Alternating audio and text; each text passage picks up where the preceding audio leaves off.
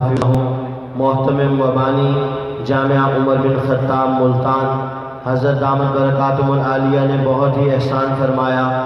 آج ہمارے اس پروگرام میں تشریف لائے تبلیغی اسفار، تبلیغی جماعت کی خدمت کے لیے دن رات صبح و شام اسفار میں ہوتے ہیں اور بہت ہی دینی درسگاہ جامعہ عمر بن خطاب کام کر رہی ہے۔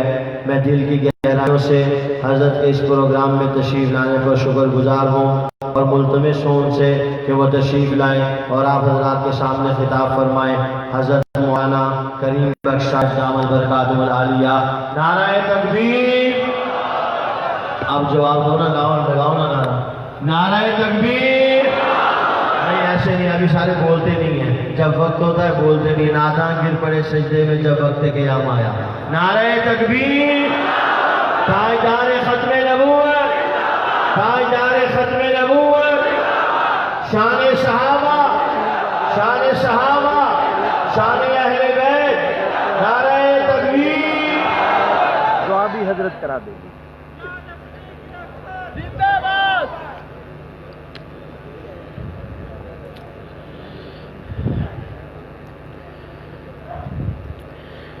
اللہم انت الملک لا شریک لک والفرد لا ند لک کل شین حالک الا وجہک لن تطاع الا باذنک ولن توصى الا بعلمک تطاع فتشکر توصى فتغفر۔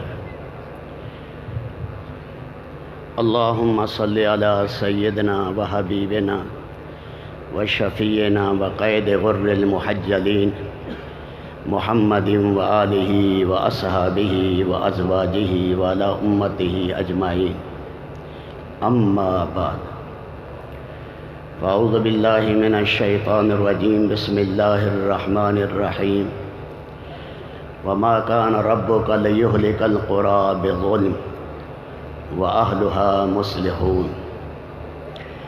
وقال رسول اللہ صلی اللہ علیہ وسلم، اغبط اولیائی عندی لمؤمن خفیف الحاظ ذو حظ من الصلاة احسن عبادت ربہ اتاہ فی السر کان غامضا فی الناس لا یشار الیہ بالاصابع ثم نقد بیدہ قال اجلت منیتہ قلت بواقیہ وقلت راسہ او کما قال صلی اللہ علیہ وسلم۔ میرے محترم بزرگوں، بھائیو، دوستو، ہمارے نبی صلی اللہ علیہ وسلم کے پہلے گھر والے ہیں خدیجۃ الکبریٰ رضی اللہ تعالی عنہا بنت خویلد۔ اماں جان کا پہلا نکاح ابو حالہ سے ہوا۔ اللہ نے 3 بیٹے دیے۔ خود اصل ان کا نام ہے نباش بن مالک، نباش ابن ہند یا مالک ابن ہند۔ اللہ نے 3 بیٹے دیے، ایک کا نام حالہ، ایک کا نام ہند اور ایک کا نام طاہر ہے۔ طاہر کو خود رسول اللہ صلی اللہ علیہ وسلم نے یمن کا والی بنایا تھا، اور ہند جو تھے یہ وصاف رسول اللہ صلی اللہ علیہ وسلم تھے۔ سیدنا حسن اور سیدنا حسین رضی اللہ تعالیٰ عنہما کے ماموں ہیں۔ انہوں نے اپنے ماموں جان سے پوچھا، ماموں جان، ہماری عمر تو کم تھی جب اللہ کے نبی دنیا سے چلے گئے، اور آپ نے ساری زندگی اللہ کے نبی صلی اللہ علیہ وسلم کے ساتھ گزاری ہے۔ ہمیں آپ علیہ الصلاۃ والسلام کے بارے میں، آپ کے حلیہ کے بارے میں بتائیں۔ کہ اتعلق بہا، حضرت حسن فرمانے لگے تاکہ میں اسے مضبوطی سے پکڑ لوں۔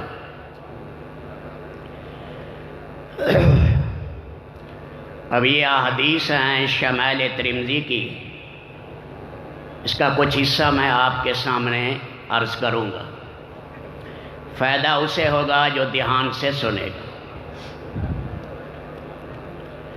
کان رسول اللہ صلی اللہ علیہ وسلم فخما مفخما،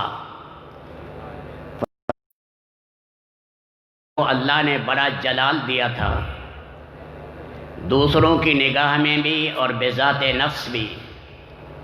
بعض اوقات باہر کے قاصد آتے آپ کے سامنے کانپنے لگ جاتے۔ ایک موقع پر ایک قاصد آیا، کانپنے لگا آپ کے روب کی وجہ سے۔ آپ علیہ السلام نے فرمایا ڈرو نہیں، میں قریش کی اس عورت کا بیٹا ہوں جو گوشت کو دھوپ میں خشک کر کے استعمال کرتی تھی۔ میری اماں سادہ زندگی گزارتی تھی اور میری زندگی بھی سادہ ہے۔ ہم نفسک، حوصلے سے کھڑے ہو جاؤ، گھبراؤ نہیں۔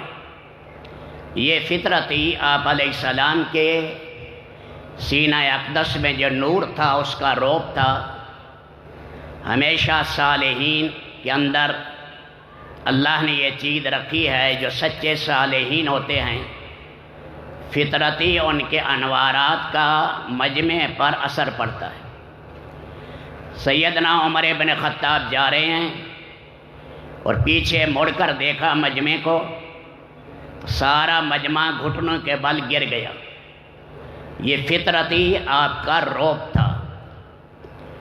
یتلال وجہ تلال القمر لیلۃ البدر، یتلال لولو سے ہے، سمندر میں سپتی ہوتی ہے، جب وہ منہ کھولے بارش کا قطرہ اس کے اندر چلا جائے، 4-6 مہینے کے بعد یہ سچا اور چمکدار موتی ہوتا ہے، خالص۔ اس موتی کی چمک ہو اور 14ویں کا چاند ہو، یہ دونوں روشنیاں ملیں، اس سے زیادہ پاک نبی صلی اللہ علیہ وسلم کا چہرہ درخشاں تھا۔ اظہر اللون، رنگ مبارک چمکیلا تھا، لیکن لیس بابیض الامحق، چونے کی طرح چٹا نہیں۔ مشرب بحمرا، گلاب کے پنکھڑیوں کی آمیزش، گلاب کی رنگت اس چمیلی میں ملاؤ تو دونے سے جو حسین امتزاج سے ثمرہ نکلتا ہے، ایسے ہی آپ علیہ الصلاۃ والسلام کا رنگ مبارک تھا۔ امام قرطبی رحمۃ اللہ علیہ فرماتے ہیں کہ اللہ تعالیٰ شانہ نے آپ کے کل حسن کو دنیا میں ظاہر نہیں کیا، ورنہ صحابہ کرام کے لیے افادہ استفادہ مشکل ہو جاتا۔ عظیم الہامہ، سر مبارک آپ کا اعتدال کے ساتھ بڑا تھا، اور یہ اشارہ ہے آپ کی قوت عاقلہ کی طرف۔ علامہ سیوطی نے لکھا ہے جو نسبت ہے ایک ذرے کو ریگے جہاں سے، وہی نسبت ہے ساری دنیا کی عقلوں کو رسول پاک عقل مبارک کے مقابلے میں۔ یہ اشارہ ہے آپ کی قوت عاقلہ کی طرف۔ راجل الشعر اذا انفرقت عقیقۃ انفرق والا فلا، فرمایا آپ کے بال مبارک گھنگریلے تھے لیکن ان میں حسین ونگرا پن تھا، جاد القطت بھی نہیں تھے، زیادہ گھنگریلا پن، اور ہماری طرح سیدھے بھی نہیں تھے، حسین ونگرا پن ان بالوں میں تھا۔ سیدہ عائشہ رضی اللہ تعالی عنہا سے پوچھا گیا اللہ کے نبی کے بالوں کی کیفیت بیان کریں۔ اماں جان فرمانے لگی میرے پاس الفاظ نہیں ہیں، تم نے کبھی دیکھا صحرا میں ریت کے بڑے لمبے ٹیلے کو ہوائیں چلتی ہیں اور اس سے لکیریں بنتی جاتی ہیں اور عجیب و غریب منحنی لکیریں ہوتی ہیں، ایسے میرے حبیب صلی اللہ علیہ وسلم کے سر کے بالوں کی کیفیت تھی، اس کو میں بیان فرماتی ہیں نہیں کر سکتی۔ آپ علیہ الصلوۃ والسلام نے ایک حج کیا، 4 عمرے کیے۔ ایک عمرے میں سیدنا معاویہ رضی اللہ تعالیٰ عنہ نے بال کترے، 3 عمروں میں اور حج میں بال آپ کے مونڈے گئے۔ مسلم شریف میں ہے جب صحابہ کرام آپ کا بال موننے والا حلاق بال مونڈ رہا تھا تو حضرات صحابہ کرام حلقے کی شکل میں تھے اور ہتھیلیاں سب نے پھیلائی ہوئی، ایک بال اللہ کے نبی کا نیچے نہیں گرنے دیا، ایک بال۔ سہیل ابن عمرو یہ وہ شخص ہے جس نے صلح حدیبیہ میں محمد الرسول اللہ نہیں لکھنے دیا تھا، بعد میں ایمان لے آیا، تو یہ ایک بال ان کے ہاتھ میں آیا، اس بال کو چوم بھی رہے ہیں اور آنکھ پر رکھ بھی رہے ہیں۔ اس لیے بعد عارفین نے فرمایا اللہ کے نبی کا ایک بال ساری کائنات کے بادشاہوں کے تاج اور ساری کائنات بھی مل کر اس بال کی قیمت ادا نہیں کر سکتی۔ حضرت امام مالک اور سیدنا معاویہ رضی اللہ تعالیٰ عنہ کے پاس کچھ حضور پاک علیہ السلام کے ناخن اور بال مبارک تھے۔ فرمایا جب ہم فوت ہو جائیں ہمیں کفن دے دیا جائے، پھر یہ بعد میں ہمارے منہ اور ہماری آنکھ کے اندر رکھ دینا۔ حضرت معاویہ رضی اللہ تعالیٰ عنہ نے فرمایا مجھے امید ہے اس کی وجہ سے میری قبر پر رحمت الہی کی بارش ہو۔ یہ ہے بال مبارک کبھی کبھی تجاوز کر جاتے تھے۔ یہاں پر یہ شہمہ ہے، یہ وفرہ ہیں اور یہ لمہ ہے اور یہ جمہ ہے۔ سفر لمبا آ گیا بال یہاں چلے گئے، اور سفر لمبا آیا کندھوں تک چلے گئے آپ کے بال۔ لیکن جب بھی آپ نے بال کتروائے کانوں کی لو سے کترائے، آپ بال حج اور عمرے پر مونڈاتے تھے۔ اکثر صحابہ کرام ایسے ہی کرتے، سوائے حضرت علی رضی اللہ تعالیٰ عنہ کے، وہ اپنے بال مونڈایا کرتے تھے، کیونکہ اللہ کے نبی نے فرمایا گھنے بال ہوں، جڑ تک پانی نہ پہنچے، ایسے ایسے گناہ ہے، اور غسل جنابت میں اہتمام کرنا چاہیے۔ اس لیے حضرت علی فرماتے ہیں من ثم آدیت راسی، حضرت علی رضی اللہ تعالیٰ عنہ کا عمل اس کے اوپر تھا۔ واسع الجبین، پیشانی مبارک آپ کی کشادہ تھی۔ ازج الحواجب، بھویں آپ کی باریک کمان کی طرح تھی، باریک بھی تھی، گول بھی تھی کمان کی طرح۔ سوابغہ، ہر بال لمبا تھا، شروع سے شروع ہوا آخر تک گیا، درمیان میں کوئی بال ٹوٹنا نہیں تھا۔ اس لیے اللہ نے حسین آپ کو بھویں عطا کی، درمیان میں من غیر قرن، دونوں بھووں کے درمیان میں یہاں بال نہیں تھے، حسن کا تقاضا بھی ہے۔ یہاں رگ مبارک تھی۔ آپ علیہ الصلوۃ والسلام عموماً مسکراتے تھے، دائم البشر، لیکن کبھی اللہ کے حکم کی ہتک ہوتی تو ناراض ہوتے، اور آپ کے ناراضگی کی پھر کوئی تاب نہیں لا سکتا۔ جیسے انار آپ کے چہرہ انور پر نچوڑ دیا گیا، یدرہ الغضب، اس رگ میں تھوڑا سا یہ رگ اوپر ہو جاتی تھی غصے کے موقع پر۔ اور آپ کی جو پلکیں تھی، آپ کی پلکیں لمبی تھی اور اس کے بعد آگے جا کر مڑتی تھی۔ اللہ تعالیٰ نے حسین پلکیں، آپ کو پتہ ہے پلکوں کا کمال لمبا ہونا اور اس کے بعد آخر میں مڑنا۔ احدب الاشفار، آپ کی پلکوں کی ایک کیفیت تھی۔ ادج، آنکھ مبارک آپ کی موٹی تھی، سیاہ جگہ انتہائی سیاہ تھی، سیاہ جگہ انتہائی سیاہ تھی۔ اشکل العینین، اس کے 2 معنی کیے ہیں محدثین نے۔ ایک آنکھ کا چیر لمبا تھا، دوسرا یہ ہے سرخ جگہ پر، سفید جگہ پر سرخ ڈورے بھی تھے۔ اس لیے شکلہ، ایسی حسین آنکھ کو کہتے ہیں جو دل کو موہ لے۔ اللہ نے ایسی حسین آنکھیں آپ کو عطا کی۔ اقنل ارنین، ناک مبارک آپ کا پتلا تھا اور بلند تھا، لہو نور یعلو ہو، اس ناک مبارک پر نورانیت برستی رہتی تھی۔ مدور الوجہ کأن فی وجہی تدابیر، چہرہ انور میں گولائی غالب تھی۔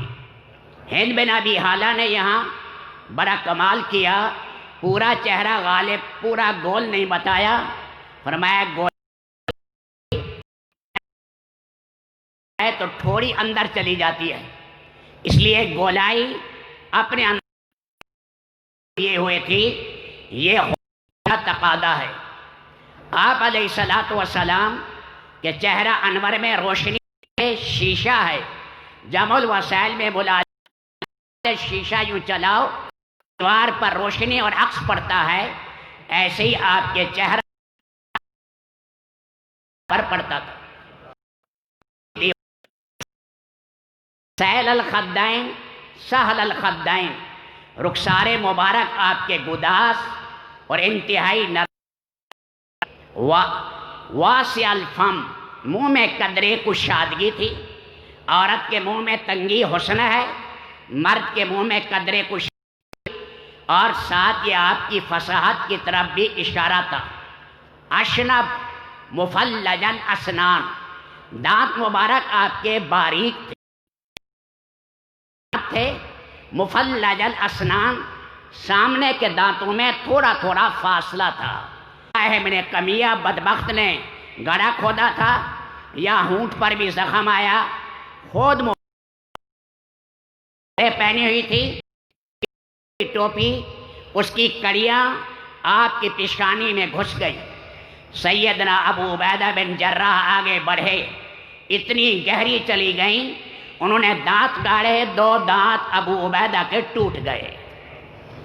راوی کہتے ہیں دانت ٹوٹنے سے حسن ختم ہوتا ہے، لیکن اللہ نے ابو عبیدہ کا حسن پہلے سے بڑھا دیا۔ لہو بہنے لگا تو خطرہ تھا کہ لہو اگر زمین پر گیا اللہ کا عذاب نہ آ جائے۔ ابو سعید خدری کے والد مالک ابن سینان آگے بڑھے اور یہاں منہ لگایا، اور اس کے بعد اس لہو کو پی گئے۔ عام انسان کا لہو ہمارے لیے پینا حرام ہے۔ آپ علیہ السلام نے فرمایا مالک ابن سینان کو جہنم کی آگ نہیں چھوئے گی، جہنم کی آگ نہیں چھوئے گی۔ کلامہ فصل، آپ کی بات فیصلہ کن بات ہوتی تھی۔ مجمع تھوڑا ہے، بات کی آواز وہاں تک کے طور پر آپ کی آواز بھی بڑھ جاتی۔ آپ مسجد خیف میں خطبہ دے رہے ہیں، صحابہ کرام مینا کے پیٹ میں عرض کے اندر 2.5 میل میں پھیلے ہوئے ہیں۔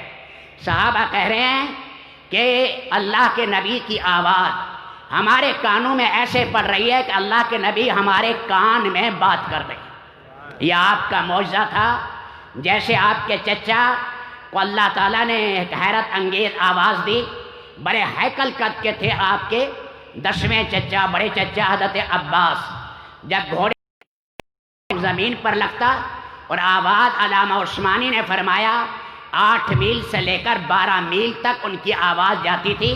سیدنا عباس رضی اللہ تعالیٰ عنہ، جب رسول پاک علیہ السلام نے حجۃ الوداع یا حجۃ الوداع کے موقع پر، حجۃ التمام، حجۃ البلاغ، اس موقع پر آپ خطبہ دے رہے تھے، اور مسجد نمرہ میں آپ کا یہ خطبہ چل رہا تھا، جہاں مسجد نمرہ ہے اس جگہ پر۔ تو وہاں آپ نے فرمایا، بہت سی چیزیں فرمائیں، ان میں آپ نے فرمایا ہم نے اپنے خاندان کا چچے کے بیٹا اور اس کا بیٹا ایاس جو ربیہ کا بیٹا تھا، اس کے لہو کا بدلہ لینا تھا، ہم نے وہ معاف کر دیا۔ اور سود، یہ میں اپنے پاؤں کے نیچے روند رہا ہوں، آج کے بعد سودی کاروبار نہیں ہوگا۔ اور سب سے پہلے کیونکہ حضرت عباس رضی اللہ تعالیٰ عنہ کا سود 10,000 مسکال سے زیادہ تھا، 25 کروڑ سے زیادہ سود تھا۔ تو حضرت عباس رضی اللہ تعالیٰ عنہ کے سود کے بارے میں فرمایا میں نے اپنے چچا کے سود کو اپنے پاؤں کے نیچے رون دیا، یہ قیامت تک کے لیے حرام ہے۔ حضرت عباس کھڑے ہوئے اور بڑی آواز تھی، انہیں فرمایا میرا اعلان بھی سنو، جس لوگوں نے میرا اصل زر دینا ہے، اصل پیسے دینا ہے، وہ بھی میں نے معاف کیے۔ اللہ کے نبی نے فرمایا اے اللہ عباس کی اولاد اور عباس کی اولاد در اولاد میں اے رب العالمین برکتیں ڈال۔ قص اللحیہ، داڑھی مبارک آپ کی گھنی تھی۔ ترمذی شریف میں یاخذ من طولہ وعرضہ، کوئی بال لمبا ہوتا اسے آپ علیہ السلام قطر دیتے، لیکن صحابہ کرام میں عبداللہ بن عمر مولے فی سنت صحابی ہے، آخری زندگی میں مکہ چلے گئے تھے، لوگ تتبع اور تلاش کرتے تھے اس معاملے میں عبداللہ بن عمر کیا کرتے ہیں، یہی اللہ کے نبی کی سنت ہوگی۔ اس لیے حضرت عبداللہ بن عمر نے 60 حج کیے اور تقریباً 1000 کے قریب عمرہ کیا۔ ہر عمرے اور حج میں اپنی داڑھی کو پکڑتے تھے اور جو قبضہ سے زائد ہوتی تھی فرمایا وہ قطر دیتے تھے۔ تو یہ بھی اس سے بھی معلوم ہے ایک صحابی اتنا ایک عمل کثیر کر رہا ہے، نبی کی سنت کے خلاف صحابی نہیں کر سکتے، خاص کر عبداللہ ابن عمر یہ کیسے کر سکتے؟ یہ انفقہ ہے داڑھی بچہ، یہ ہے انفقہ، اور یہ ہے صدغین، اور یہ ہے مقدم الراس۔ 14 سے لے کر 24 کی روایتیں ہیں، زیادہ مشہور ہے 19 اور 20 کی روایت۔ یہ کل آپ کے بال سفید ہوئے، کل سفید ہوئے۔ اللہ نے سفیدی سے، رب العالمین نے ایک زینت ہے، اللہ نے کالے بالوں کے ساتھ آپ کو زینت دی۔ البتہ سیدنا ابو بکر صدیق اور عمر ابن خطاب کی داڑھیاں اس عمر میں بالکل سفید ہو گئی۔ وہ ہنا، مہندی اور قطم، جو مہندی کو ذرا سیاہی میل کرے، ان دونوں کو رگڑ کر لگایا کرتے تھے۔ اللہ کے نبی نے سیاہ، بالکل سیاہ مہندی لگانے سے منع کیا، البتہ اور رنگ اس کے اندر ملا دیا جائے، دور سے سیاہ معلوم ہو، قریب ہے مہندی کی طرح ہو، تو اس کے لیے فقہاء کرام نے اجازت دی۔ حضرات صحابہ کرام کا اس پر صلاۃ و سلام نے فرمایا شیبتنی المرسلات ام یتسالون، اذا الشمس کورت، ان صورتوں نے مجھے، جن میں فکر آخرت تھا، ان صورتوں نے مجھے بوڑھا کر دیا، ان صورتوں نے کأن ان کو فی جید دنیا فی صفاء الفضہ۔ پہلے زمانے میں جب مصورین تصویریں بناتے تھے تو تصویروں میں اپنا کمال دکھاتے تھے گردن بنانے میں۔ یہاں ٹیکسلا میں مہاتما بدھ کی تصویر بنائی گئی چاول پر، سینکڑوں ماہرین آئے، انہوں نے تصویر بنائی، انعام اسے ملا جس نے سب سے زیادہ حسین گردن بنائی۔ ہند بن ابی حالہ کہتے ہیں کسی مصور نے ایسی حسین گردن نہ بنائی ہوگی جو اللہ نے اپنے حبیب کی گردن کی تراش رکھی۔ فی صفاء الفضہ، اب یہ چاندی کی طرح چمکتی تھی، یہ کپڑے سے اوپر کا حصہ ہے، جب یہ چاندی کی طرح چمک رہا ہے تو باقی جسم کا کیا حال ہوگا؟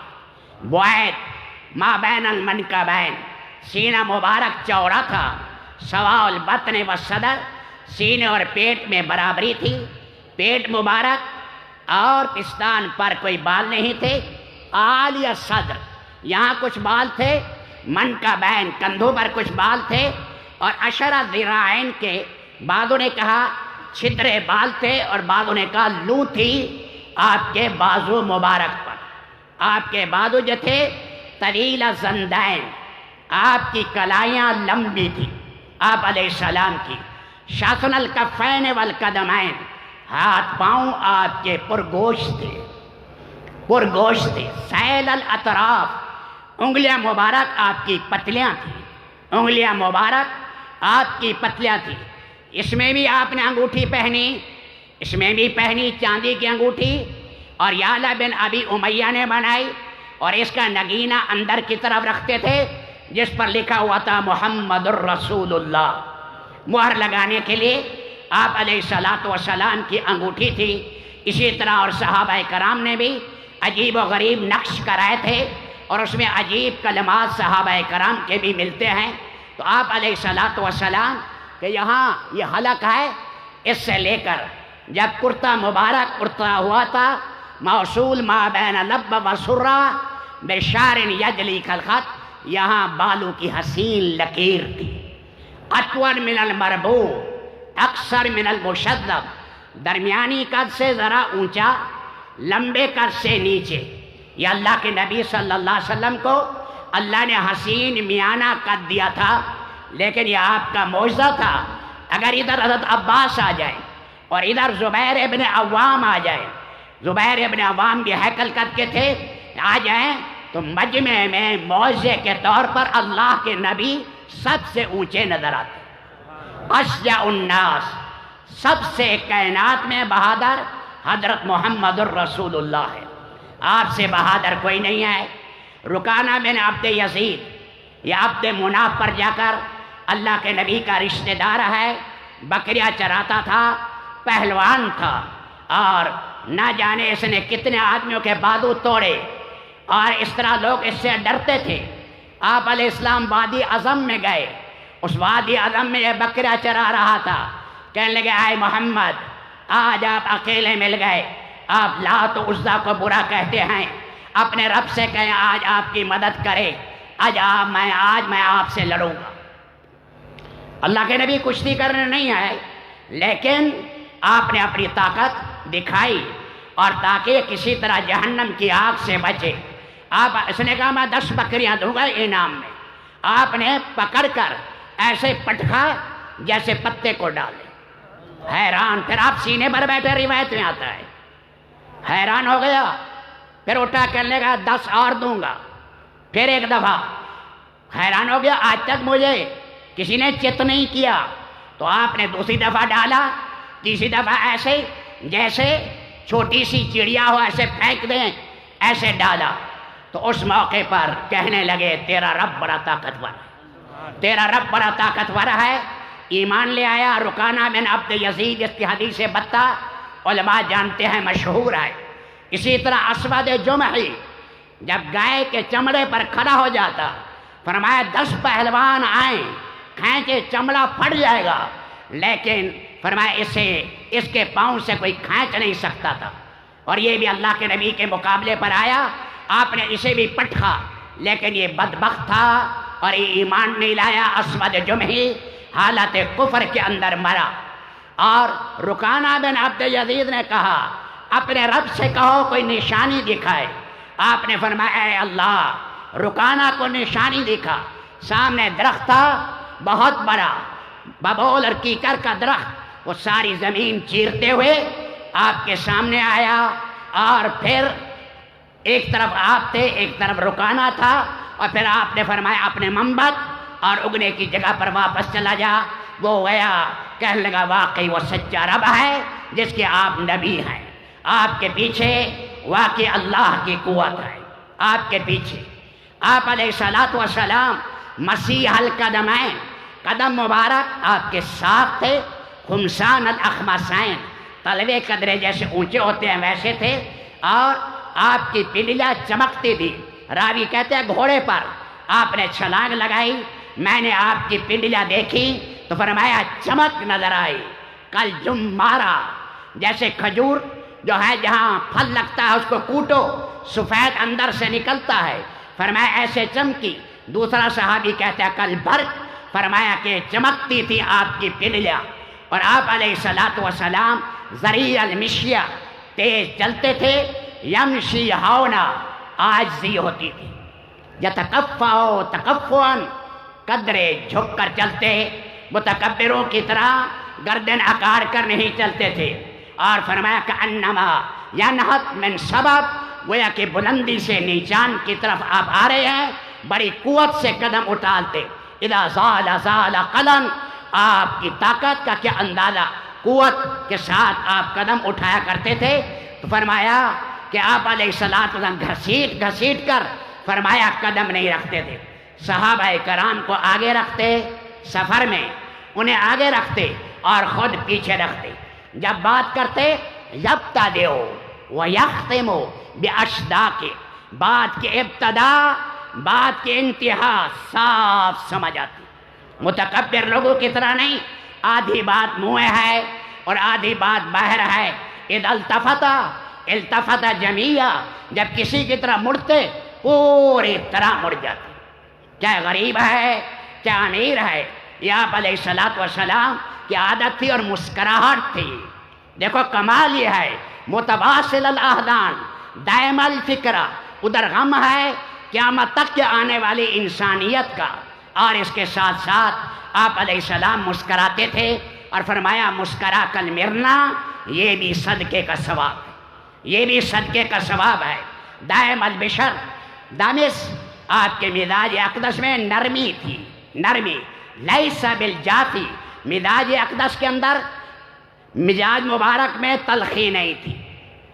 یدخلون روادا، صحابہ کرام داخل ہوتے دین سیکھنے کے لیے، ولا یخرجون الا عن ذواق، مجلس سے جاتے آپ کشمش چکھا دیتے، کسی کو کھجور دیتے، کسی کو نبیذ دیتے، کسی کو آپ دودھ پلا دیتے۔ فرمایا کہ مناسب ہے مہمان آئے، مہمان کا اکرام کرو۔ سعد ابن عبادہ نے ایک دن 40 اونٹ ذبح کیے، 40 اونٹ ذبح کیے، لوگوں کو کھلائے، اور اس کی ہڈیاں، ان کا مکھ نکالی، مغز نکالا، اور بڑے بڑے پیالے ہوتے تھے، رسول پاک کے پیالے کا نام غرہ تھا، 4 آدمی اس کو اٹھاتے تھے، 20 آدمی بیٹھ کر کٹھا کھاتے تھے۔ کہا یا رسول اللہ، میں یہ چاہتا تھا کہ کسی طرح میں اللہ کے نبی کو جو ہے گوشت کی بجائے مغز اور مکھ کھلاؤں۔ اللہ کے نبی نے بڑی دعا دی سعد ابن عبادہ کو۔ سعد ابن عبادہ اور اس کا بیٹا قیس، 120 سال تک ان کا لنگر چلا کہ کسی کے گھر میں فرمایا کوئی روٹی نہیں ہے، مہمان زیادہ آ گئے، ہمارے ہاں چربی گرم ملے گی، گوشت گرم ملے گا۔ بعد اوقات 24 گھنٹے میں 20 گائے ذبح ہو جاتی تھی سعد ابن عبادہ میں۔ ایک شخص کہتے ہیں ہم گئے حج پر گئے تو ہم نے کہا کسی نہ کسی صحابی کی زیارت کر کے جائیں گے۔ ہم گئے، لوگوں سے پوچھا کوئی صحابی، انہوں نے کہا یہ مکہ کے نچلے حصے میں چلے جاؤ، مسفلہ میں، وہاں پر عبداللہ ابن عمرو ابن عاص ملیں گے۔ وہاں گئے تو دیکھا اونٹ ہی اونٹ، اونٹ ہی اونٹ۔ ہم نے کہا ان کے منشیوں سے یہ کس کے اونٹ ہیں؟ انہوں نے کہا عبداللہ ابن عمرو ابن عاص کے۔ ہم نے کہا یہ کتنے آئے ہیں؟ کہ 300۔ یہ کس لیے آئے ہیں؟ کہ 100 سواری کے لیے آئے ہیں، غریب حاجیوں کو دیں گے، غریب حاجیوں کو 200 پر سامان لاد کر آئے ہیں کہ سارے حجاج میں تقسیم کر۔ وہ خود کہاں ہیں؟ میں ملیں گے۔ ہم مطاف میں گئے، سادی سی 2 چادریں پہنی ہوئی، پگڑی اور بائیں کندھے پر جوتی لٹکی ہوئی۔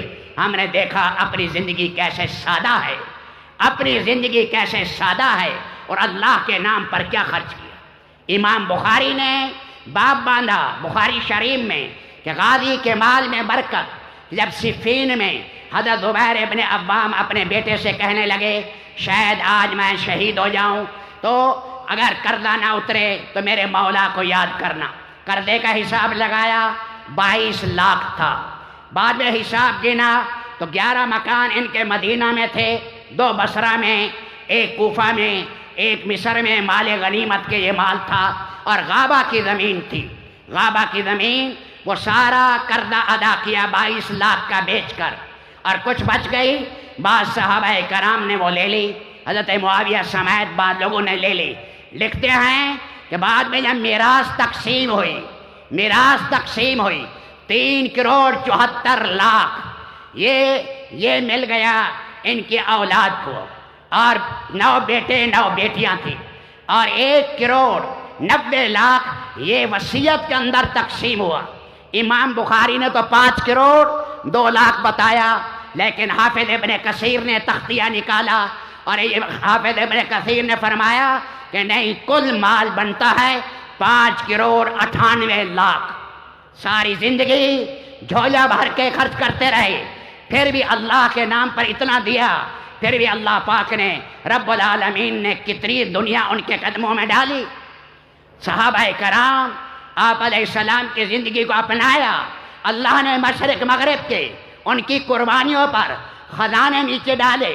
ابن کثیر ایک جگہ لکھتے ہیں کہ فارس کا تقریباً 10 کھرب لاکھ دینار اللہ نے عمر ابن خطاب کے جو ہے بیت المال میں ڈلوایا۔ 10,000 خواتین، مرد اور عورتیں پکڑی گئی، جن میں کسریٰ کی 3 بیٹیاں بھی تھیں۔ وہ ایمان لائی، زندگی بھر ایک تنکا نہیں اٹھایا ہوگا اور ایک گلاس بھی نہیں اٹھایا ہوگا، ایسی نازنین۔ حضرت علی رضی اللہ تعالی نے سفارش کی امیر المومنین سے کہ انہیں اپنی مرضی سے نکاح کرنے دو۔ ایک نے نکاح کیا ابو بکر صدیق کے بیٹے محمد سے، اور دوسرے اس سے اللہ نے قاسم بیٹا دیا جو مدینہ کے فقہاء میں تھا۔ دوسرے نے عمر ابن خطاب کے بیٹے عبداللہ سے، اس سے سالم جو کائنات کا زاہد تھا۔ تیسرے نے حضرت حسین رضی اللہ تعالیٰ عنہ سے کیا، اسی سے پیدا ہوئے امام زین العابدین رحمت اللہ علیہ، اس سے پیدا ہوئے۔ اور فرمایا وہاں کے خزانے آئے، اللہ پاک نے ایک سجادہ قالین تھا دنیا کا حسین، جس کی زمین بنی ہوئی تھی سونے چاندی کی، جس کے درخت زمرد کے تھے اور ان کے پتے لولو کے تھے، یاقوت کے تھے، اور ان پر ریشم کے پتے بنائے اور پھل لگائے ان کے اوپر۔ یہ قالین جب وہاں مدینہ میں گیا تو دیکھ کر بہت سے لوگوں کی آنکھیں خیرہ ہو گئیں کہ اتنے عجیب قالین۔ اور مولانا ابو الحسن ندوی لکھتے ہیں تاج جو دنیا کا قیمتی خزانہ تھا 90 کلو کا تھا، 90 کلو کا، یہ اوپر کھینچتے تھے، اوپر آ کر کھڑا ہو جاتا، یہ اللہ نے صحابہ کرام کے قدموں میں اللہ نے ڈالا۔ تو میرے محترم دوستو، یہ چیزیں اللہ تعالیٰ شانہ نے انہیں عطا کی۔ قرآن کریم رسول پاک کی زندگی اپنانے کی وجہ سے اور دنیا دنی اس کو پیچھے کرنا اور پیغام الہی کو آگے کرنا، اپنے آپ کو دین الہی سے رنگنا، ان میں سے ہر ایک ایسا تھا۔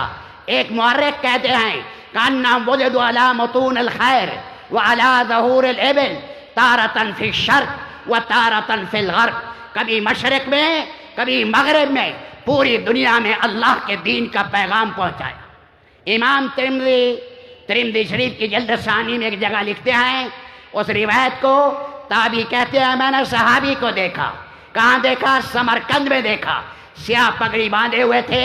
تو معلوم ہوا صحابہ کرام کے زمانے میں یہ بخارا اور سمرقند جو ازبکستان اور تاجکستان، ان سب علاقوں میں ان کے مبارک قدم چلے گئے، اور اللہ کا دین پھر آگے عمر ابن عبدالعزیز کے زمانے میں سارا ایشیا کوچک آگے دین کے اندر داخل ہوا۔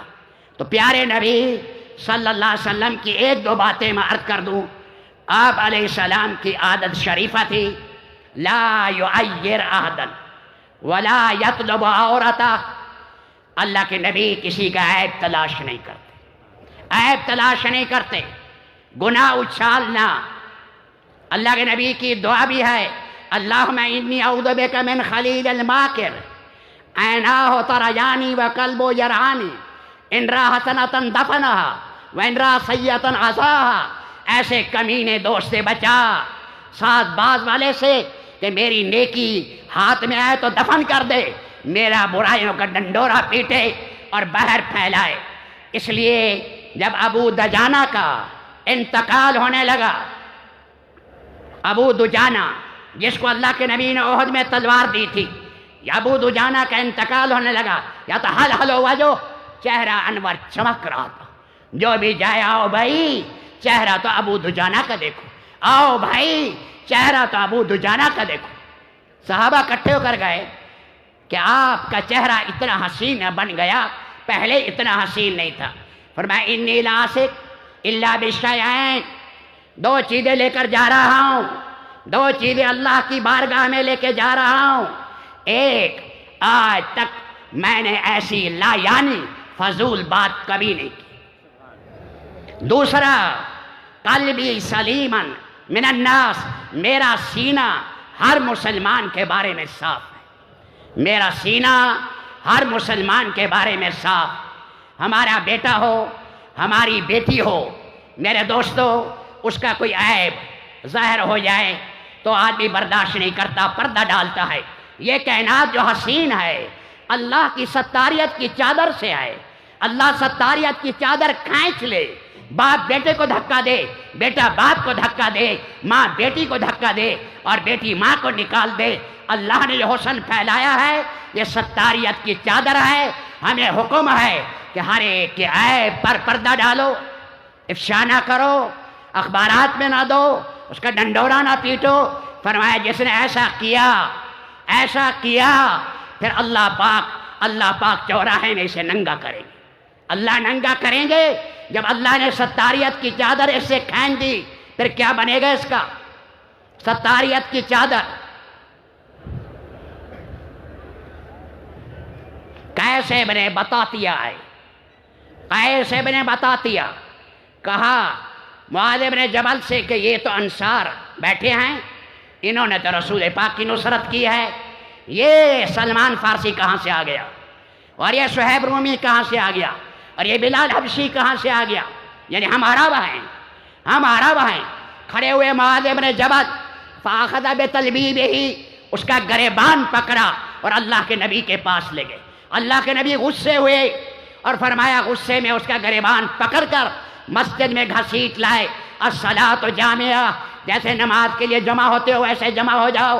مجمع جمع ہو گیا۔ آپ نے فرمایا سنو میری بات، ان رب واحد، ہم سب کا رب ایک اللہ ہے۔ ان دین واحد، ہمارا دین اسلام ہے۔ اب واحد، ہمارا باپ ایک آدم ہے۔ لیست لکم هذه العربیہ بأبی لکم و امی لکم، یہ عربی زبان نہ تمہاری ماں ہے نہ باپ ہے۔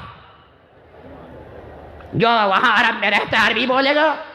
حضرت معاذ نے کھڑے ہو کر کہا یا رسول اللہ، اس منافق کی گردن اڑا دوں جس نے تان کیا ان پر، غریب پر ان کو آر دلائی، غربت پر، اور ان کو عجمی ہونے پر آر دلائی۔ آپ نے فرمایا دعو الی النار، اس کو جہنم میں جانے دو، فرمایا فکانت ردہ، جب ارتداد آیا ابو بکر صدیق کے زمانے میں، فرمایا یہ مرتد ہو گیا اور حالت ارتداد میں مر گئے، کفر میں مرا۔ اعتراض کرنا، جب حضور پاک طائف آپ علیہ السلام عرفات سے چلے تو دیر ہو گئی، مزدلفہ آنا تھا، تو آپ نے فرمایا اسامہ کہاں ہے؟ وہ دیر ہو گئی، تھوڑی سی دیر۔ جب اسامہ ہے، یمن کے ایک قبیلے کے لوگ کہنے لگے اس کالے لڑکے کی وجہ سے لاکھوں کا مجمع روک کے کھڑے رہے۔ بس حضرت عروہ کہتے ہیں اللہ نے سزا دی اس گندے بول کی، فرمایا یہ قبیلہ رسول پاک کے وصال کے بعد مرتد ہو گیا۔ اعتراض بازی، ان چیزوں سے بچنا۔ حضرت عمر ابن خطاب نے فیروز دائلمی کو بلایا، جس نے جھوٹے مدعی نبوت کو قتل کیا، اسود عناسی کو جس نے قتل کیا، اور یمن جو تھا پہلے بازان یا بازام سارے یمن کا حاکم تھا، بعد میں اللہ کے نبی نے اس کے حصے بنائے، اور عرب میں علیحدہ، اب میں علیحدہ، جند کے اندر علیحدہ، سنا میں علیحدہ، حضرموت کے علاقے میں علیحدہ، عدن کے اندر علیحدہ آپ نے گورنر مقرر کیے۔ ارتداد پھیلا اس حضرت سے انسی کا، اور ایسے پھیلا، خبیث کا گدھا تھا، ٹریننگ دے رکھی تھی اٹھنے بیٹھنے کی گدھے کو، فرمایا یہ میرا معجزہ ہے۔ اور یہ کمینہ بہت سے لوگ نجران سے اٹھا، یہ فتنہ نجران سے اٹھا، اور جیسے گھاس خشک کو آگ لگ جائے ایسے آگ لگی۔ پھر اللہ پاک نے حضرات صحابہ کرام کو کھڑا کیا، اور اس میں سب سے بڑا کردار فیروز دائلمی نے ادا کیا۔ اس کی چچا زاد بہن کو اس نے گھر میں ڈال رکھا تھا، اور اس سے منصوبہ بنا کر رات کی تنہائیوں میں نقب لگا کر اس کمینے جس نے نبوت کا دعویٰ کیا اسود یعنی دجال کو انہوں نے گردن مروڑی، اور گردن مروڑ کر قتل کیا، اور اس کے ساتھ حشیش نے اس کے چچا زاد بھائی نے گردن تلوار سے کاٹی۔ اللہ کے نبی کو خبر مل گئی، آپ نے فرمایا نعم رجل فیروز بہترین آدمی ہے، دنیا سے جانے سے ایک سال پہلے کا، ایک دن پہلے کا فیروز بہترین آدمی ہے۔ عمر ابن خطاب کے زمانے میں یہ آ نہیں رہے تھے جہاد کے لیے۔ عمر ابن خطاب نے فرمایا لوگ لو میں پھر رہے ہیں، خدا کے دین کے لیے مشقتیں اٹھا رہے ہیں اور تم شہد اور مکھن کے ساتھ روٹیاں کھا رہے ہو۔ یہ شہزادے تھے اور حبشہ بادشاہ کے بھانجے تھے، خاندان پہلے بادشاہ تھا، وہاں سے آئے۔ بڑی عجیب اس کی تفصیل ہے، سیرت ہے فیروز دہلوی کی۔ عمر ابن خطاب کے پاس آئے اور وہاں ایک نوجوان کھڑا تھا، اس نے کہا میں پہلے جاؤں گا عمر کے پاس، انہوں نے کہا میں پہلے جاؤں گا۔ انہوں نے فیروز دہلوی نے مارا مکہ اس کے ناک پر، اس کی نکسیر بہی، کپڑے سارے جو ہیں لہو سے بھر گئے۔ وہ گیا عمر کے پاس، امیر المومنین رضی اللہ تعالیٰ عنہ کے پاس، فرمایا یہ کیا ہوا کہ فیروز نے مارا ہے؟ فیروز ادھر آؤ، کیوں مارا ہے؟ انہوں نے کہا آپ نے مجھے بلایا، اسے بلایا نہیں تھا، اور ہمارا عہد بادشاہت کا قریب کا ہے، آپ جانتے ہیں اس کے بھی اثرات ہیں، اور میں نے اجازت لی، اس نے اجازت نہیں لی، میں نے غصے میں مارا۔ عمر ابن خطاب نے فرمایا القصاص، بدلہ دینا پڑے گا، اور یہ نوجوان مکہ مارے گا تیری ناک پر۔ وہ نوجوان بھی تیار ہو گیا۔